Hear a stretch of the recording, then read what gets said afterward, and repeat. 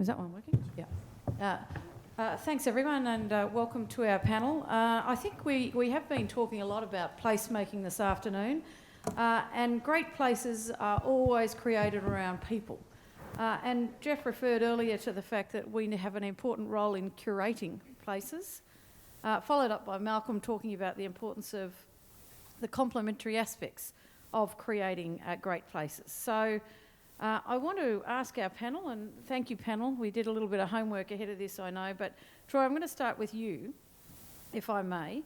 From your perspective and considering city planning and what will make a great precinct, tell us a little bit about your view in relation to that.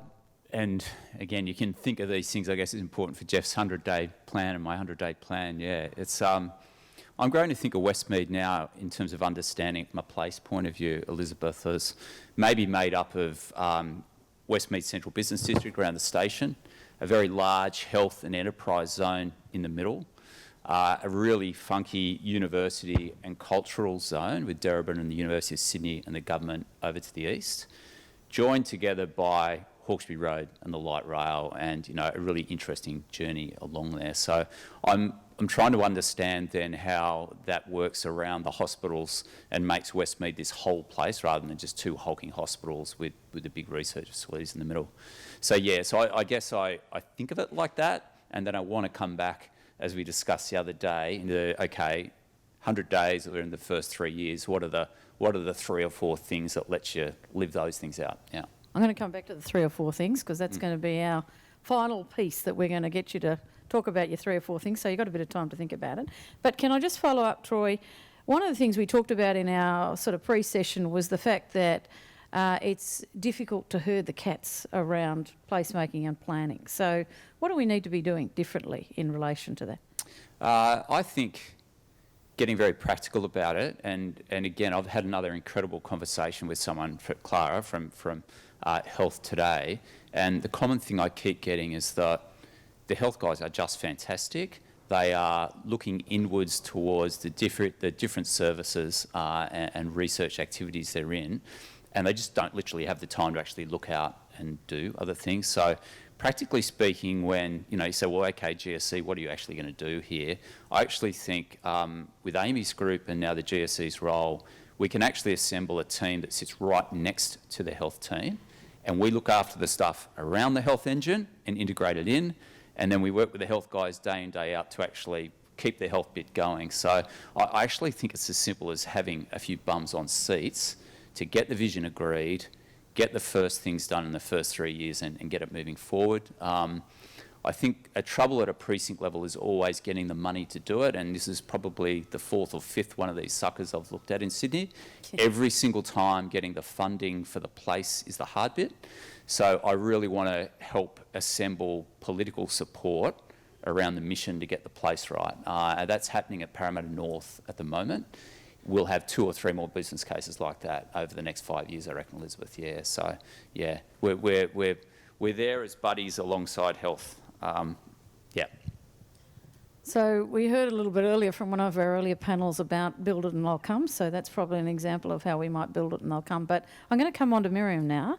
Miriam, as fund manager at Charter Hall, I'm very keen to hear from you about what you think is going to make Westmead an attractive from an investment point of view. Thank you, Elizabeth. So I work at Charter Hall. I am the fund manager or the fund that is actually investing in and co-developing the Innovation Quarter. Charter Hall, by way of background, is where we manage $46 billion of third-party capital. We're the largest major of third-party capital in Australia of real estate. The capital that we manage on behalf of is global and domestic pension funds, sovereign wealth funds and superannuation funds. So it's really people's retirement savings going into a large portion of real estate across Australia, including Innovation Quarter. So when investors are looking around and what to them makes a good, solid real estate investment, it really comes down to very good quality locations in new generation buildings where tenants want to be. So that's effectively the short of it. But then what really makes it great from our perspective is all the things, the ancillary things around the precinct that make tenants not just come and sign the first time, to be there for the long term. So that can be access to transport infrastructure, amenity. We've got the light rail coming. We've got the train station. We've got the aquatic centre. I mean, it's $5.8 billion of public and private capital being invested into Westmead, and it's there the attributes that, as real estate investors, we're really looking to. That is a very big signal that it's real estate that we want to own for the long term. And the other thing is with life sciences, the hospital. The precinct is going to be there. It's going to provide healthcare, medical training, commercialisation, and the like. And those type of industries, they're through the cycle, so they're resilient to economic times, and therefore it will provide long-term, stable, reliable cash flows for people's retirement savings. So if we think more about the pension funds and about, we touched earlier on ESG and a range of other things that funds are now thinking about predominantly, what do you think should be, I guess, the catalytic investments that we should really be targeting for this precinct? It's high levels of sustainability, water, energy, high levels of connectivity in terms of infrastructure, so that people can sustainably get to their place of work or residence through not just a car, through transport links, through cycling, end-of-trip facilities, and then having these modern buildings with that are very efficient. It goes to lower occupancy costs for the tenants. So it really becomes a self-fulfilling prophecy. It's where they want to be for the longer term. And if you were going to pitch your money, where would you put it? Having heard everything this morning, what are you backing? Which horse would you back? Miriam? Well, all my money's in Westmead for sure. But Good certainly life sciences, medical office, research. It's through the cycle, so it's cyclically resilient, is very good for, we think about COVID and what's happening in the office market, in the CBDs, and there's a lot of questions around what's happening in retail with the structural changes to online. And, real estate that was fortress malls, all of a sudden people are questioning whether they're relevant anymore. Whereas, I go back to the fact that this healthcare, people still need, this research occurs through the cycle, people still need access to healthcare.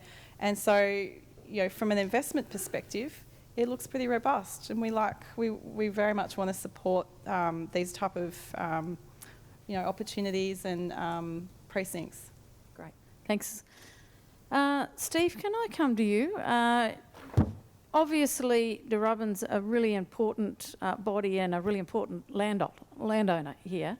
And I really, I guess, want to discuss a little bit, just reflecting on your strategic priorities, which are about enterprise development, business development, creating opportunities for the community and for Aboriginal people who are the traditional owners here. Having heard everything again this morning, what do you think, or how do you think you might use your assets to actually enliven the place that is Westmead?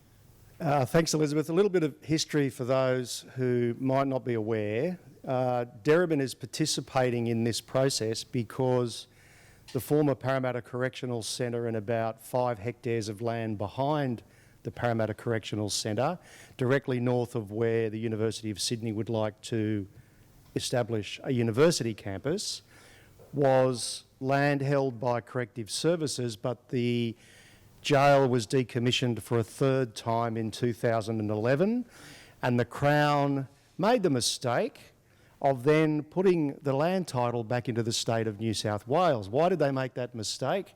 Because they didn't want to give it to Deerubbin, but by putting it in the state of New South Wales, Deerubbin had been watching closely. My chair and my CEO are here today. who undertook this task, and they made a land claim under the Aboriginal Land Rights Act, which they're entitled to do. And that claim was then swiftly refused by the New South Wales government. The Land Council had already planned its litigation to defend that in the courts, which they were entitled to do, and consent orders were made by the Land Environment Court, transferring all of the land to Deerubbin. So Deerubbin becomes a player in what we started referring to as East Cumberland, because it acquired the land under the Aboriginal Land Rights Act. And that's a fairly new voice to this sort of conversation, don't you think?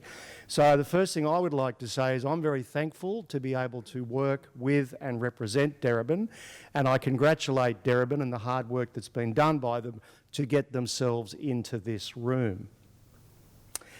Now that Deerubbin's in this room, and to go back to Elizabeth's question, when Deerubbin literally got the big key to the jail in 2016 and got in there in February 2017, that was still the days of urban growth. So what had been planned before Deerubbin took the land at the jail was a development application which Brett would probably start twitching if it was to come to his desk now, which included some 1,600 apartments on the land outside of the Parramatta Correctional Centre. That was never going to happen, and Deerubbin has no interest in doing it. Deerubbin's interest was in working out what was really going on in this thing called Westmead, and we were a bit confused because we're not in Westmead, we're in North Parramatta, but we firstly weren't in a footprint that was Westmead, and then we were in a footprint, then we weren't, and now we are again. And we understand we're in a footprint of something called the Westmead Place Strategy. Thank you, Minister Stokes. We're very appreciative of your time and the work that your department put into identifying our land holdings and what its best use would be to support the primary work of this group, which is a world-class health precinct on the other side of the river. That's what this is really all about, we know, because that's where all of the existing health infrastructure is. So what we began to do was look at how could Deerubbin best use its land to ensure the best interests of its members. Deerubbin is a member-based Aboriginal body corporate under the Land Rights Act, as Mr Kavanagh told you. It has more than 650 members in Western Sydney.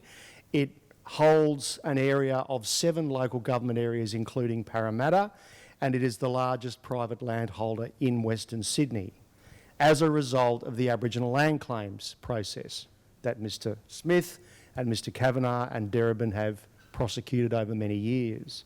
So our job, and people like my job, is to realise the benefits of those assets to improve the lives of Aboriginal people. That's what we have to do. But we get to do that in the most exciting way by being involved in the sort of place process that we're doing here, and it's a really interesting process. From Deerubbin's perspective, I noted that Chief Commissioner Roberts said earlier in the day that, you know, it keeps him up at night thinking about Parramatta and Westmead. Perhaps you need a little, you know, maybe not to think about it quite as much, Commissioner Roberts, so it doesn't keep you up, but it does keep us occupied, because we see no difference between what is being called Westmead and the whole of Parramatta and Westmead.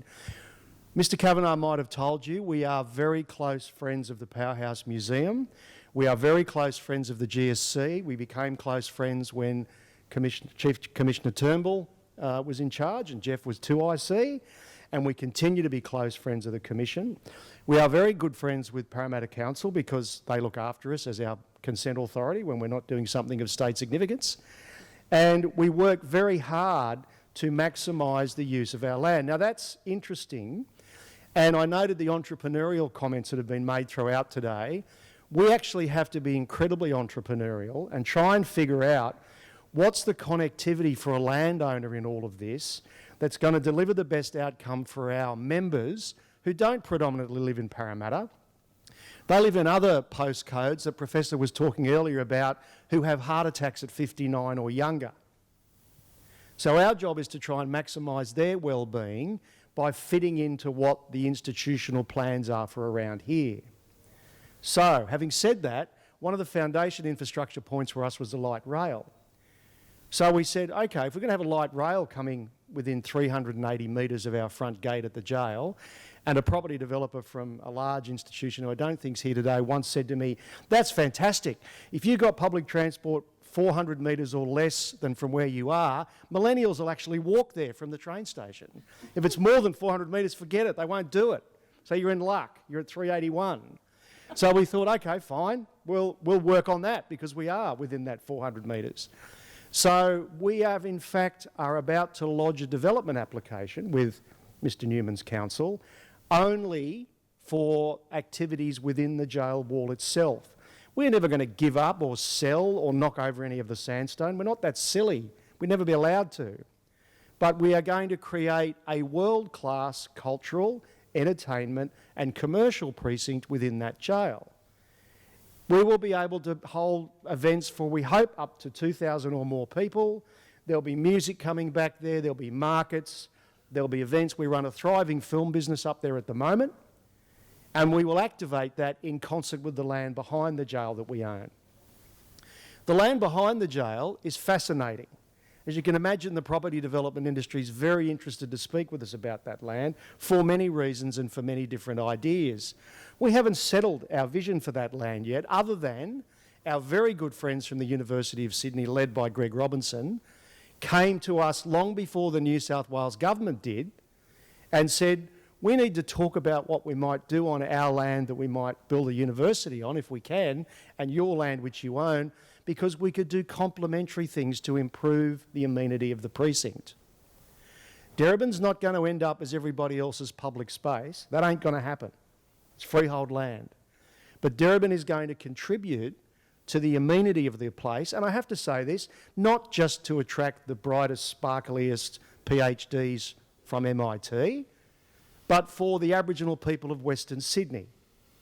So I understand the economics of saying that we should just agglomerate institutions and move this and move that chess piece to allow investment to occur. We're not going to do that.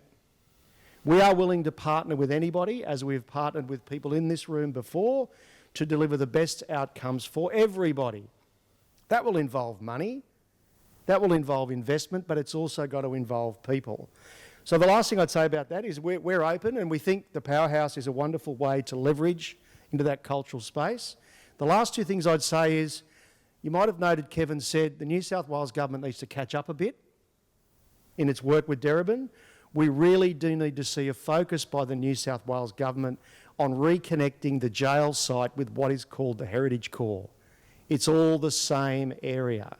It was always the same area. It only got bifurcated when it was no longer one big piece of Crown land. That's got to happen.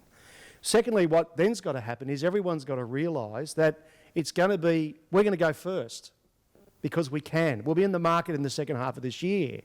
So it's not that we're going to wait 10 years to see the precinct unfold. We haven't got time. We're going to start doing things and engaging with the market and seeing what happens. So it's going to be pretty organic.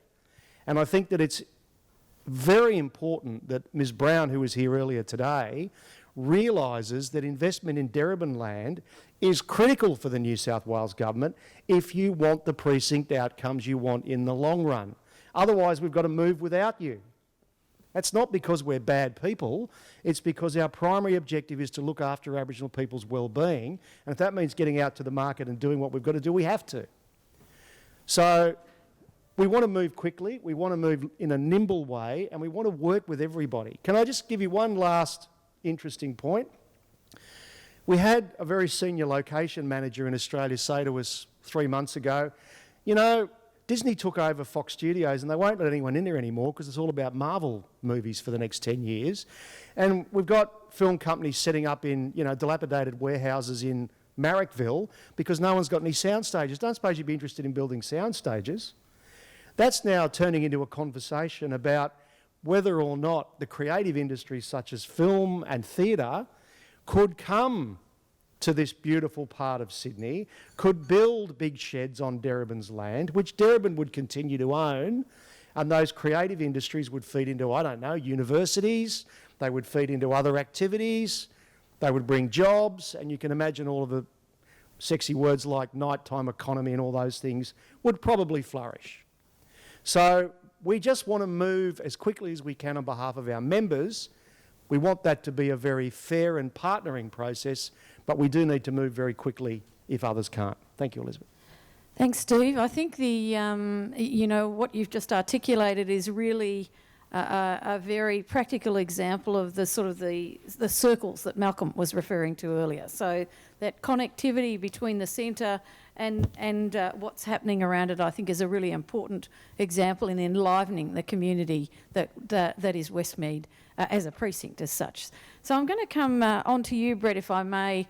Local government clearly has a pretty important role as we go forward. And one of the things we have is a once-in-a-generation opportunity to get these things right. We've got the intersection of metro and light rail and heavy rail, and we've got to try and bring strong amenity, but also a civic heart, which I think you referred to in our earlier discussion, back to this place. So, what's the City of Parramatta's role in trying to ensure that we have that civic heart very much at the forefront of what we're trying to do? Yeah, thank you very much, Elizabeth. Look, I might just start by saying to my good friend Stephen Wright, we'll only approve your DA on your land if you promise to keep your answers to 20 words or less. I think the local council has a significant role in a number of areas, and I might actually just take a different tack to answer that, because I think there's about half a dozen very specific areas that we'll need to support the Westmead Innovation District and Westmead for it to be a success, but I think you want to come back to that shortly, Elizabeth. I might just start by saying, well, firstly, thank you to Jeff Roberts for putting the dot firmly on his the red dot on his head, not the dot on his red head, taking leadership and responsibility for the Westmead Innovation District, and nobody probably didn't notice, but as he and Troy passed, he put that dot straight onto Troy's head.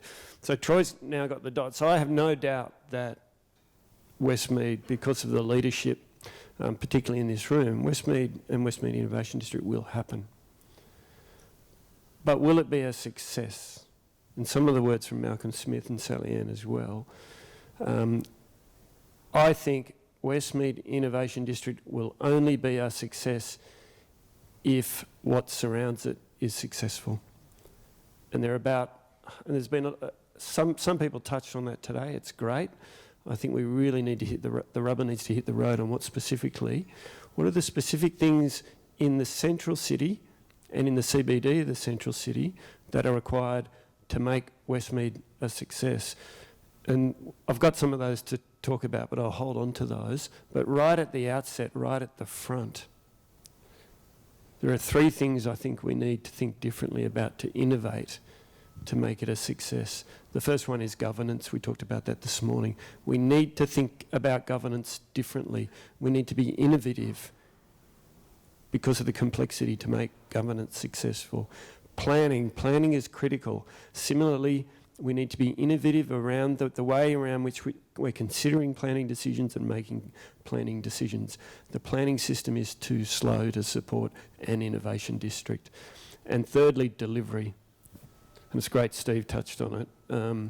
We need to be innovative and fast around the delivery of within the Westmead, but also what is required to support Westmead to be successful. And I'll come back to the specific supporting things. All right, well, I'm conscious of the fact that I'm going to be in trouble with David if we don't. So I'm going to put the final question to you all. We heard earlier that we have to have a sense of urgency about this, that, there's, a number of places around the world where, people are hot to trot to make these things a reality. So I'll go back to you to ask you for what's your 2 to 3 things that are going to make this a great place and do it in a timely fashion. Thank you, Elizabeth. I wasn't expecting you to come straight back to me. I have 6 or 7, but I'll rattle through them really quickly. And they're really specific. Housing. We need diverse, affordable housing.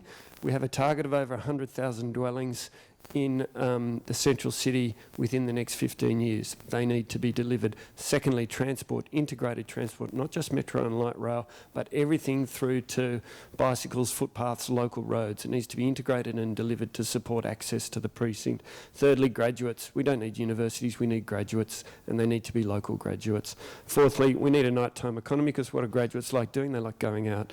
Fifthly, we need community and cultural facilities. Because guess what? Eventually graduates like to do other things just than go out at night. And if we want to attract the best talent, it needs to be a great place to live. And finally, I'll add to that digital connectivity, which we talked about in the last session. And I think Steve could have a go at you for, going beyond 2 or 3 points. But anyway. Never have a go at a consent authority. Yeah. Wise move. Steve, 2 or 3 things. You talked about a few things earlier, but what is it that we should do quickly and keep our focus on? I think because such a large part of what's going to happen is going to be driven by the Crown, because the Crown is either the owner or the user of so much of the actual land estate. For me, one of the most important things is for the Crown just to let the non-Crown parties move quickly. And, you would have to trust our goodwill that we want to deliver what the precinct wants in the long run, but we need to get support to do things quickly so that the community can see things happening.